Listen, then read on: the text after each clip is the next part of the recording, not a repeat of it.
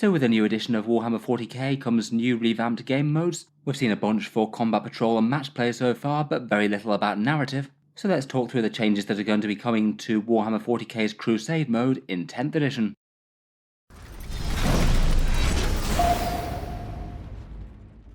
Hello and welcome back to Warspecs Tactics, where today I thought we'd do an overview of what we know so far about Games Workshop's narrative mode in 10th edition. There have been at least somewhat cagey about details up to now, but basically had confirmed that Crusade was staying and is going to be revamped.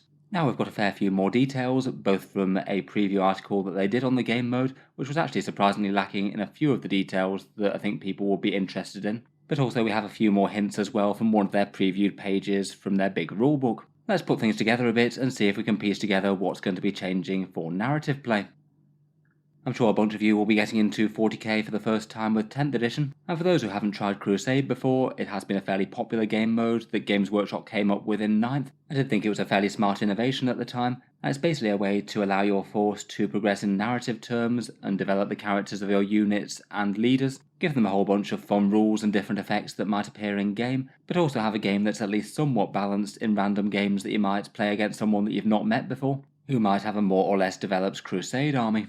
Anecdotally, I don't think it was anywhere near as widely played as match play, but people who got into it often got into it really quite big. It could be really quite interesting being part of a gaming group that embraced it, watching how your own army and everyone else's progressed and developed over the course of the campaign, maybe having a few people set out an overarching narrative for the story that you're playing and give a bit more meaning to some linked games.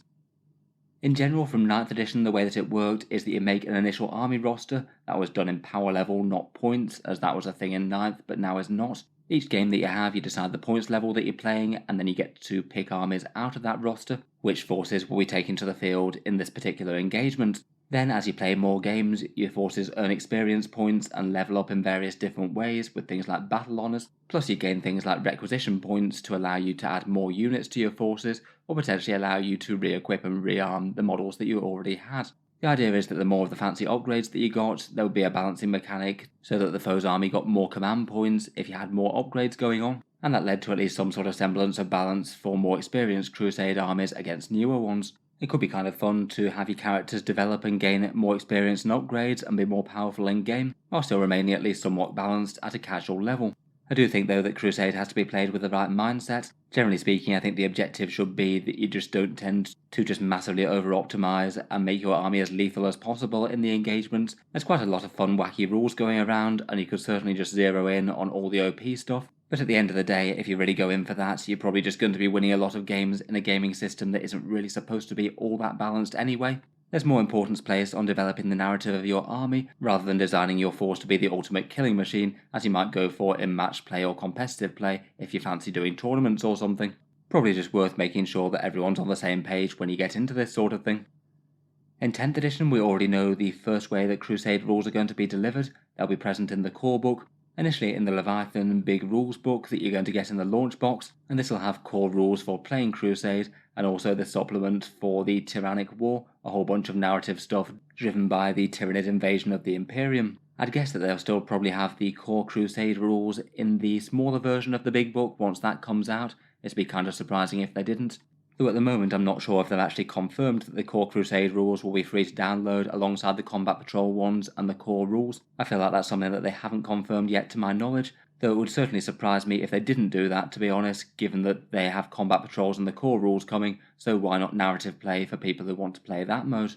In any case, besides the core Crusade rules, there'll also be a few things for the Tyrannic War, a themed set of linked missions to fight the campaign, and then a few more fluffy rules that fit the conflict. Apparently they might revolve around a system of battle honours where you get upgrades for hunting monsters and things for your infantry and mounted units, and then I guess to counter that, for walkers and monsters, they get an upgrade tree called Striding Behemoths, I guess rules that they can pick up that makes them stronger that are tailored to them.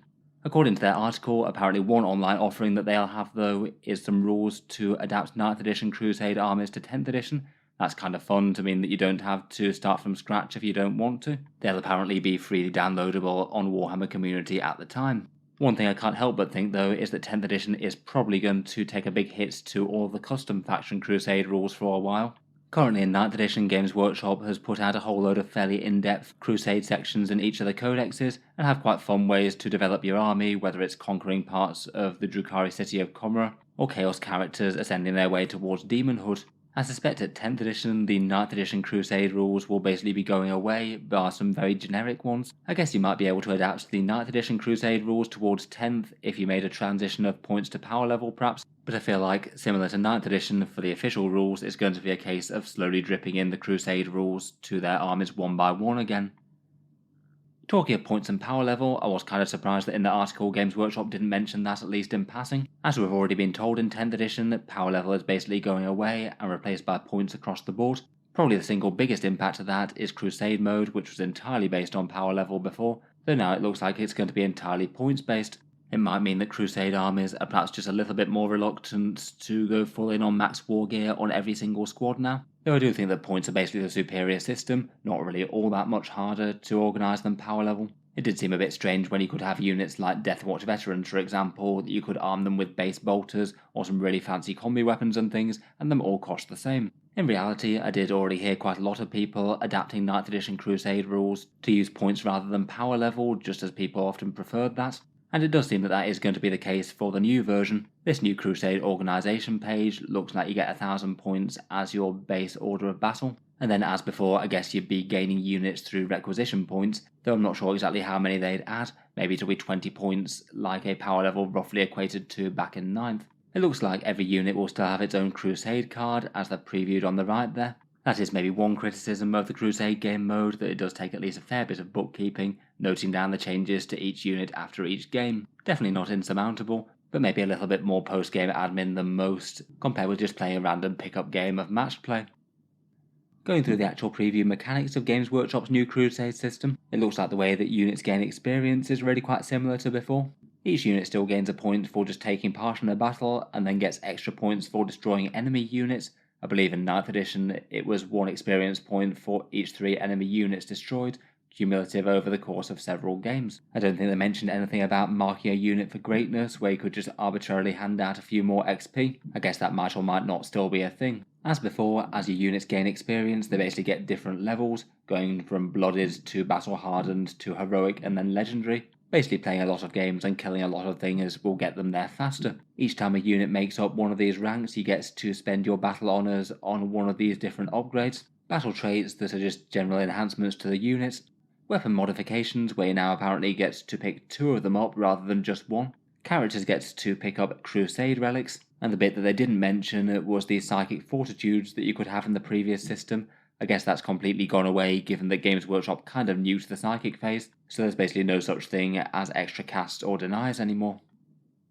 They have previewed a few of these little rewards just to give people a general idea as to what they might be getting for their units. As before, it sounds like they're probably going to come in a table of 6 of them each, where it says that you can either roll for them if you like, or you can just pick the one that makes most narrative sense for your units. In reality, I suspect a fair few people will just be tempted to pick some of the ones that have some interesting effects on the tabletop. One example Crusade relic is the Crimson Medallion of Bastior. This one is a command point generating one, so if your commander is on an objective, on a 4+ in the command phase, you get an extra command point to be throwing around in your army. The name's kind of interesting in itself, to be honest. Bastior's the subsector that's going to be trying to hold back the massive Tyranid invasion fleets. I guess it does imply that this set of Crusade upgrades is probably going to be specific to the Tyranid supplement. Otherwise, we've got a preview battle trait called Only the Swift Survive. This one's kind of similar to one that was present in the previous version of the Crusade game mode, a little bit weaker than the older one as that gave +1 movement as well. This one's just +1 to advance and charge rolls though. Again, there's a little bit of Tyranid specific flavour text, saying that on worlds preyed on by the Tyranids it's only the fast that survive. Seems handy enough certainly for a unit that wants to get to grips with the foe nice and quickly. Finally, they're showing us off a weapon modification example. According to that previous section, they said that you get 2 of these when you select this upgrade. I'd guess that the system would be that you pick one of the lines on your datasheet, and then they get these modifications. It'd make the guns or the combat weapons of your squad just a little bit more scary, and could add some interesting stuff. Looks like this combination previewed gives you +1 strength to your weapon, and also the ability for wound rolls of 6 to get the precision special rule. That one's heavily rumoured to be basically sniping characters out of a unit, so you get to land your hit on the unit leader as opposed to just the model that your opponent chooses. Both of those seem usable but not excessive really. I guess they'd perhaps be strongest and scariest if they're applied to some really massive units. I guess the +1 strength bonus maybe isn't quite as strong as it might have been in 9th, now the toughness table has been stretched quite a lot. Then it sounds like they're trying to build in just a little bit more of an element of risk into the games. They still have a similar sort of system of battle scars as they did before. Basically, if your unit gets killed in a game, it's got the chance to pick up one of these. As games of 40k generally tend to be quite brutal and a lot of the forces tend to die, you wouldn't just take a battle scar for every unit killed. I believe in the previous Crusade system you'd roll a d6 and only on a d6 roll of 1 would your unit take a battle scar. Previously, you had the chance to avoid them by choosing to lose d6 experience on your units, but now it seems that Games Workshop want to force these to be a little bit more relevant in game and not just have them nullified like that. Apparently you now get the choice of either taking a battle scar or losing a battle honour outright. That'd be quite a big penalty to one that you've worked towards for a long time. And apparently in this there is going to be a potential version of unit death. If you take 3 battle scars and you've got no battle honours left to lose, then your unit essentially is killed. So it does sound like there's a very small chance for your units to get removed from the roster. In reality that's going to happen very rarely. If you're having to roll a 1 on a dice each time to actually take a battle scar, it's not going to happen too often. And by the time that you've taken 3 battle scars and got no battle honours, that unit probably isn't going to be all that good in the fight in the first place, to be honest, so it might well be no major loss. They've previewed 2 of the battle scars here. One of them is fatigued, so you get -1 to objective control for the models, and they never receive a charge bonus, so I guess they won't be fighting first there. The other one is battle weary. Each time the unit takes a battle shock, leadership, or desperate escape, or out of action test, subtracts 1 from the test. That does sound like quite a brutal debuff, to be honest. Means that they'd be easier to sweep in combat and easier to break in the first place. And I'd guess that the out of action test is probably the Crusade thing itself, so it might be easier for their units to take more battle scars. I don't know whether people have the option of choosing these or they just have to roll them. I feel like perhaps randomising them might be a little bit more fluffy, to be honest, rather than getting to choose one that maybe doesn't affect your unit all that much. Finally, apparently they're making a few tweaks to the way that they balance their games of Crusade. This one to represent the disparities of fighting with a fully fledged Crusade army against one that's just starting out, and replacing that system that they had before where extra Crusade points would just mean 1 extra CP on the newer army. Potentially for a really big Crusade army that's been going for a long time, you could be handing your opponent a crazy amount of CP there. Now it looks like the way it works is that the enemy army gets blessings if your army has a whole bunch more upgrades than them. They didn't delve too hard into the system, but my guess would be that for each battle honour or Crusade relic or whatever that you get, you'd probably gain a Crusade point, and if you've got a certain amount of Crusade points, your opponent would start to get other advantages. I guess it's not impossible that better upgrades might cost you 2 Crusade points or something like that, so give your opponent more options. That command point farming relic for the commander did seem particularly good. For the blessings, they have shown us off a few of them, and apparently you get to pick them reactively to your opponent's army to make sure they're useful. It's an interesting system where some of them are more geared to giving you more in-game power in the current game that you're playing, and a few of them don't do that, but they give you a little bit more of a catch-up mechanic to gain things like more requisition points or more experience, so it might be good for getting your army to catch up with your opponents faster. They've previewed a couple of these, and here are some generic ones. There's one called What Doesn't Kill You, presumably makes you stronger. This one's one where every unit that you have that survives the battle gains an extra experience point, so I guess that's a pretty rapid way for your force to catch up with the person that you're fighting. There's also one for reroll battle shock as well, which will be pretty helpful for objectives and things. You get to pick the unit that gets to reroll it each turn, and it does sound like battle shock's going to be a pretty major thing in 10th edition from all the previews that we've had so far. Otherwise, it seems that in the Tyrannic War supplement, there's also going to be ones that are both dedicated to the Tyranids themselves and to anti-Tyranid forces. I guess that's an interesting way of making the Tyranids a bit more relevant to the supplement, while still having rules that can be used by literally every faction. The Tyranids one previewed is another catch-up one called Mass Devouring. This one basically gives you the incentive to maul the opponent's army as much as possible. If you either destroy or deplete to half strength half the units in the opponent's army, then you get 1 requisition point, and if you manage to do that to the entire enemy army, then you get 3 instead. Probably not the easiest to do, but quite a meaty reward if you do so, I suppose. Otherwise, for anti-Tyranid forces, there's one called Hellfire Shells. This one you can only select if your army doesn't contain any Tyranids units. This one's a pre-game upgrade to amp up one of your scary units in the army, and they get to reroll wound rolls against any monsters or vehicle units for the rest of the game. The target doesn't actually have to be a Tyranid unit or anything, so I guess it still will be relevant when neither of your forces are playing the bugs. A pretty hefty upgrade there, but I guess it would mean that your opponent's got a significant amount of battle honour upgrades on their units. Overall, I think it's a pretty good thing that Games Workshop have kept Crusade around from 9th to 10th edition. A lot of people really enjoyed the game mode, and I think it would have been sad to see it go away entirely. I do think that it does the job fairly well to pair individual narrative progression for your force, alongside the potential to be playing other armies for people who are either more or less invested in the game. And with the right mindset of not just trying to create a honed force to destroy the foe, I think it could be really quite good. There's nothing to stop people making their own narratives and campaigns as well, either using the Crusade rules or something a bit adjacent to them. I feel like perhaps the biggest downside of going into 10th edition though is if all the faction specific Crusade stuff doesn't port over from 9th very well. That could be kind of annoying.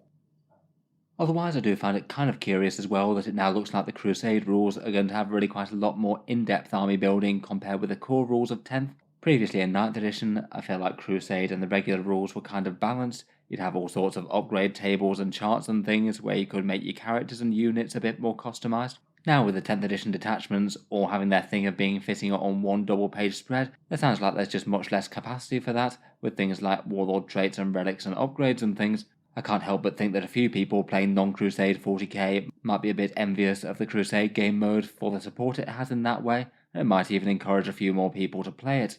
I feel like that's something that people do have mixed feelings on, having a bit less capacity to upgrade your units with fun upgrades. In any case, look forward to hearing your thoughts. Are you tempted to play Crusade mode in 10th edition, and what's looking good or bad from this preview? If you've enjoyed the video, then feel free to subscribe to Auspex Tactics, or I'll certainly keep the regular 40k videos coming. I do tend to have new ones out just about every day.